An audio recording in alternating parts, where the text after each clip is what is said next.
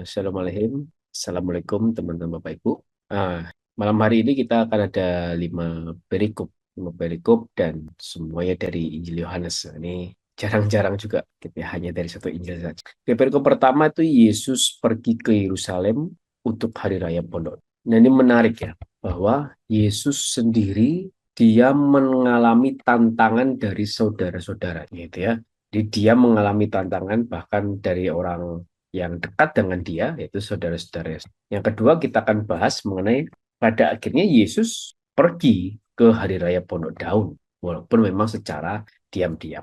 Nah, yang pertama, kemudian sudah Yesus berkeliling Galilea, sebab ia tidak mau tinggal di Yudea, karena di sana orang-orang Yahudi berusaha untuk membunuhnya. Ketika itu sudah dekat Hari Raya orang Yahudi, yaitu Hari Raya Pondok. Nah, Hari Raya Pondok Daun atau Sukkot ini apa? Nah, ini adalah sebenarnya hari raya yang mengenang perayaan Yahudi selama 8 hari yang mengenang 40 tahun bangsa Israel mengembara di padang gurun. Jadi, mengenang bangsa Israel itu tinggal di kemah-kemah, gitu. Tinggal di pondok daun yang berada di padang gurun selama 40 tahun. Jadi ini hari raya besar sebenarnya. Hari raya besar dan lama, gitu ya, 8 hari hari raya dijalankan. Mayoritas orang datang sejak hari pertama. Nah, di sini menarik bahwa ayat pertama sini gitu ya dikatakan kenapa Yesus akhirnya ke Galilea. Jadi kita lihat ya bahwa Yesus dari Yudea gitu ya, kemudian dia kembali ke Galilea. Sesudah itu Yesus berjalan, jadi sudah dari Yudea, Yesus berjalan keliling kembali ke Galilea. Dan nanti pada hari raya Pondok Daun, Yesus akan datang lagi ke Yudea, kembali lagi ke Yudea. Dikatakan bahwa dia tidak mau tetap tinggal di Yudea karena di sana orang-orang Yahudi berusaha untuk membunuh. Nah, ini pembahasan yang sudah berkali-kali kita bahas ya di jazz ini bahwa kita sudah berkali-kali bahas di sini Tuhan Yesus bukan takut, sama sekali tidak takut oleh orang-orang Yahudi yang berusaha membunuh dia. Tidak. Tapi ini menunjukkan bahwa apa? Pada akhirnya ketika Yesus disalib gitu ya, digantung di atas kayu salib, itu murni karena Tuhan Yesus menyerahkan dirinya. Bukan karena Tuhan Yesus ketangkap. Dia disalib karena apa? Ya karena dia ketangkap. Enggak. Dia murni karena dia menyerahkan dirinya. Sebab apa? Sudah berkali-kali kita baca di Alkitab, Tuhan Yesus tuh mau, punya kemampuan, punya pengetahuan untuk bisa menghindarkan dirinya dari pembunuhan orang Yahudi. Punya kemampuan untuk menghindarkan dirinya dari salib, dari kematian. Nah, gitu ya. Maka ketika nanti dia harus wafat, harus mati dari kayu salib, itu yang murni karena dia menyerahkan hidup. Jadi ia dihukum mati ketika ia menghendaki. Nanti kita akan bahas lebih lanjut lagi ya, akan ada buktinya. Malam hari ini kita akan lihat akan ada buktinya bagaimana memang sungguh Tuhan Yesus tidak takut dengan orang-orang Yahudi. Ternyata, nah ini di tengah-tengah uh, pelayanannya, ya itu luar biasa sekali sebenarnya. Kemudian saudara-saudara Yesus, kalau dikatakan saudara Yesus ini artinya berarti orang dekat Yesus, begitu ya. Saudara-saudara Yesus, orang-orang dekat Yesus, orang-orang di sekitar Yesus yang sangat-sangat mengenal Yesus, mengatakan begini, kamu pergi aja sana ke Yudea, ke Hari Raya Pondok Daun, bersama dengan murid-murid, pergi aja sana. Sebab tidak seorang pun berbuat sesuatu di tempat tersembunyi jika ia mau diakui di muka umum. Nah, jadi seakan saudara-saudara Yesus mau bilang begini, mau ngejek begini, kan kamu mau terkenal, kamu mau viral, pergi ke Yudea, lakukan mujizat di sana, kamu terkenal nanti di sana.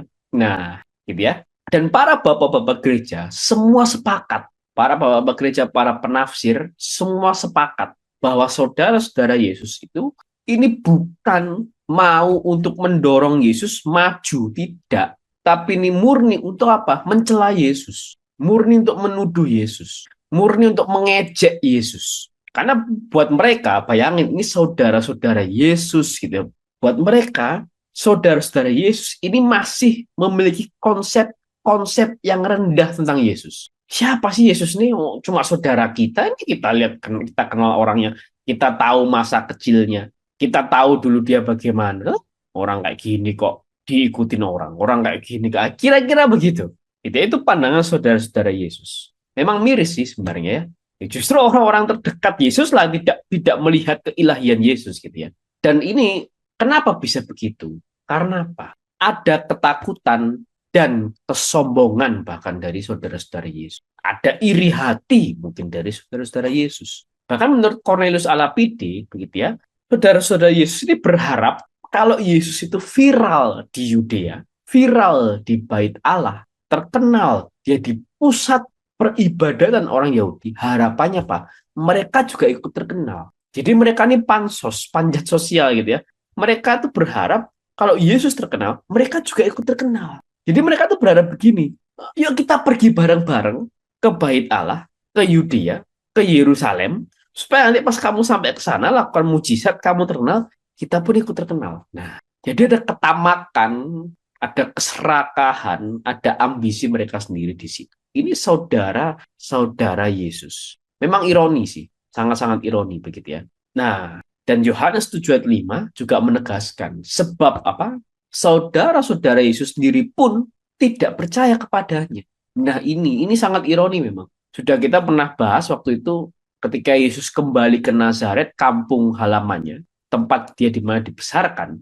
Yesus lahir di Bethlehem ya, tapi besar tubuh kembang besar masa kecilnya di Nazaret. Justru di Nazaret itulah Yesus ditolak. Dan bukan cuma itu, bahkan saudara Yesus pun juga tidak percaya kepada Yesus. Dan di sini para penafsir kitab suci dari sejak zaman para bapak-bapak gereja, gitu, dari abad-abad awal sampai sekarang, gereja Katolik tetap memegang teguh bahwa apa? Di sini saudara-saudara Yesus itu sama sekali bukan kakak ataupun adiknya Yesus, tidak.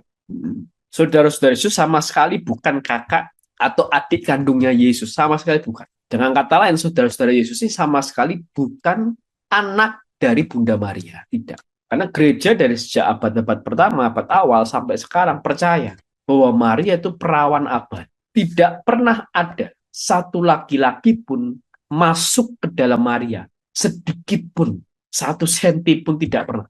Hanya Yesuslah yang pernah berada di dalam tubuh Maria ketika Yesus dikandung. Sampai Bunda Maria wafat pun, Bunda Maria tidak pernah dia punya anak. Bahkan dia tidak pernah bersetubuh dengan Yusuf, suaminya. Tidak pernah. Jadi ini menekankan doktrin keperawanan abadi Maria yang dipegang oleh gereja sejak zaman apostolik, sejak zaman para rasul. Maka dari sini kita belajar bahwa pas saudara-saudari Yesus yang bukan anak dari Bunda Maria Sang Perawan Abadi, mereka tidak percaya kepada Yesus. Sangat ironi, sangat miris. Kenapa? Karena ketakutan, kesombongan, ketamakan, ambisi mereka pribadi, iri hati mungkin, keserakahan mereka sendiri. Ini yang membuat mereka yang padahal saudara-saudara Yesus, orang-orang terdekat Yesus, menolak Yesus, tidak percaya dengan keilahiannya. Yang pertama ya. Kemudian yang kedua kita bahas, ternyata Yesus pergi juga ke hari raya Pondok Daun secara diam-diam. Ya, kita akan bahas. Ketika diajak oleh saudara-saudaranya untuk ke hari raya Pondok Daun di Yerusalem, Tuhan Yesus bilang, waktuku belum tiba. Tapi bagimu selalu ada waktu. Jadi Tuhan Yesus menolak dulu, enggak, bukan saatnya. Tapi ketika Tuhan Yesus mengatakan waktuku belum tiba, ini bukan hanya saja mengatakan bahwa, oh bukan sekarang aku ke hari raya Pondok Daun, bukan cuma itu, tapi juga mengatakan waktu salib dan kematian Yesus. Karena Tuhan Yesus tahu persis di Yerusalem, di Yudea, di hari raya Pondok Daun sudah menanti orang-orang Yahudi yang akan siap langsung menangkap Yesus dan membunuh dia. Maka dikatakan waktuku belum tiba, waktu salibku, waktu wafatku belum tiba. Tapi bagimu selalu ada waktu. Nah, ini menarik. Satu Kyrillos dari Alexandria mengatakan apa? Bahwa orang-orang dunia itu dapat melakukan apa yang mereka kehendaki. Tidak ada keharusan yang menghambat mereka. Jalan kemanapun mereka ingin pergi, pergi. Selalu paling siap dan memenuhi dan sepenuhnya tidak terhalang naik. Jadi jelas bahwa Tuhan Yesus sendiri yang adalah Tuhan, dia terikat dengan banyak. Nggak bisa bebas. Mau ke sana, mau melakukan ini, punya cita-cita ini lakukan, pengennya begitu lakukan. Enggak. Notabene dia adalah Tuhan, sah dia untuk begitu ya. Tapi dia tahu dia punya waktu-waktunya. Ada kairos yang harus dia ikuti. Ada waktu-waktu Tuhan, waktu-waktu ilahi yang dia harus ikuti. Nggak bisa semena-mena hari ini hari raya Pondok Daun, dia datang saat ini juga. Nggak bisa begitu. Lain hal dengan orang-orang bukan pengikut Kristus, orang-orang dunia. Bebas. Free man. untuk preman gitu ya. Bebas, orang dunia bebas. Gitu. Aku pengennya begini, aku pengen jadi ini, lakukan. Aku pengennya begitu, lakukan. Aku nggak suka sama dia, tinggalkan. Aku nggak ini apa hajar. Aku begini, mau begini. Wah, sudah. Itulah orang dunia. Sedangkan kita sebagai pengikut Kristus terikat dengan banyak sekali aturan. Dan aturan-aturan itu tentu aturan-aturan kasih karunia. Jangan begini, jangan begitu, kamu harus begini, ada ini, harus mengasihi, harus apa, harus mengampuni, harus ini, harus, wah, banyak sekali. Tapi bahkan itulah sebenarnya rahmat bagi kita. Ada, saya sempat lihat satu video menarik begitu ya di YouTube gitu ya. Ada orang mengatakan, kenapa Tuhan itu melarang kita orang-orang Kristen itu melakukan hubungan seks sebelum menikah. Jadi kalau ada dua orang masih pacaran belum menikah, sudah jelas tidak boleh melakukan hubungan intim, gitu ya, tidak boleh melakukan hubungan seksual. Kenapa? Mungkin orang dunia kan berpikir ini banyak aturan, kan tubuhku adalah milikku. Aku mau melakukan apapun terserah aku, ini kan milikku. Kan orang lain tidak ikut tersakiti, kan aku saja yang mengalami. Orang dunia berpikir begitu, tapi justru sebenarnya aturan itu dibuat supaya apa?